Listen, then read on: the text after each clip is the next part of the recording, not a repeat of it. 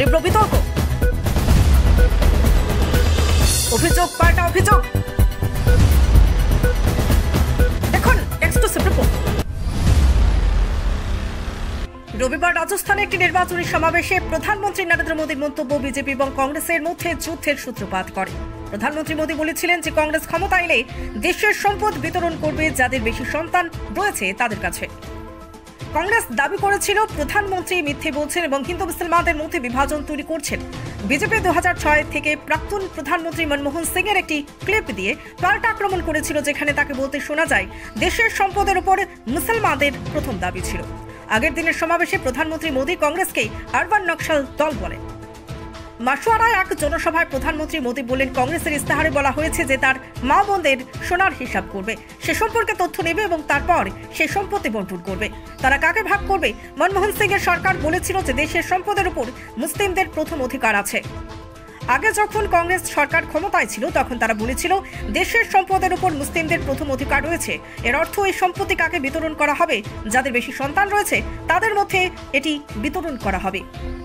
তিনি বলেন, এটা অনুপ্রবেশকারীদের মধ্যে বিতরণ করা হবে। আপনার কষ্টার্জিত অর্থ কি অনুপ্রবেশকারীদের কাছে যাওয়া উচিত? আপনি কি এটা অনুমোদন করেন? প্রধানমন্ত্রী আরো বলেছিলেন যে কংগ্রেসকে ক্ষমতায় আনার জন্য ভোট দিলে অবৈধ অভিবাসীদের কাছে সোনা এবং কষ্টার্জিত অর্থ ছিনিয়ে নিয়ে পুনরায় বিতরণ করবে এবং জনগণকে জিজ্ঞাসা করেছিল যে এটি তাদের কাছে গ্রহণযোগ্য কিনা। তিনি বলেন, তারা পরীক্ষা করে দেখবে আমাদের বোনেরা কত সোনা এবং রূপোর মালিক। সোনা শুধু দেখানোর জন্য নয়, এটা একজন নারীর আত্মসম্মান।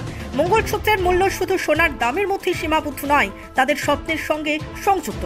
এটা কেটে নেওয়ার কথা ভাবছে কংগ্রেস। কংগ্রেস অবশ্য দাবিগুলো প্রত্যাখ্যান করেছে এবং বলেছে যে তাদের ইশতেহারে এমন কোনো প্রতিশ্রুতি নেই। নরেন্দ্র মোদীকে তার মন্তব্যের জন্য আক্রমণ করে কংগ্রেস নেতা রাহুল গান্ধী বলেছেন যে প্রধানমন্ত্রীর মিথ্যের মাত্রা এতটাই খারাপ হয়ে গিয়েছে যে ভয়ের কারণে তিনি এখন বিষয়গুলি থেকে জনগণের মনোযোগ সরাতে চান। রাহুল গান্ধী টুইটে লিখেছেন, প্রথম দফার ভোটে হতাশার পর ভয়ের কারণে নরেন্দ্র মোদীর মিথ্যাচারের মাত্রা এতটাই খারাপ হয়ে গেছে যে তিনি এখন এই বিষয়গুলো থেকে জনসাধারণের মনোযোগ সরাতে চান। কংগ্রেসের বিপ্লবী ইশতেহার জনগণের বিপুল সমর্থন পাচ্ছে এমন খবর আসতে শুরু করেছে। দেশে এখন এই ইস্যুতে ভোট দেবে তার কর্মসংস্থান, তার পরিবার এবং তার ভবিষ্যতের জন্য ভোট দেবে।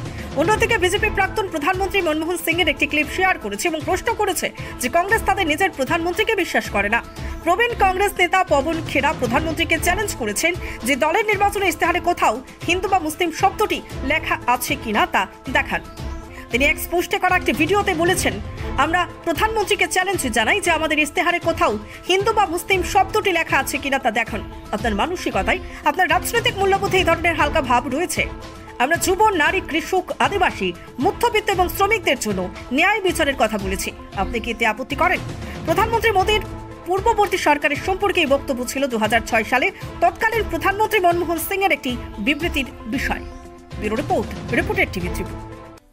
সুস্বাস্থ্যের অন্যতম চাবিকাঠি নিরাপদ পানীয় জল। আর নিরাপদ পানীয় জলই যখন শেষ কথা, তখন ফ্রেশ অ্যালকালাইন প্যাকেজ ড্রিঙ্কিং ওয়াটারে একমাত্র ভরসা। আল্ট্রাভায়োলেট ট্রিটেড এবং 9 স্টেজ ফিল্টারেশনের গ্যারান্টি দিচ্ছে শুধুমাত্রই ফ্রেশ অ্যালকালাইন ওয়াটার।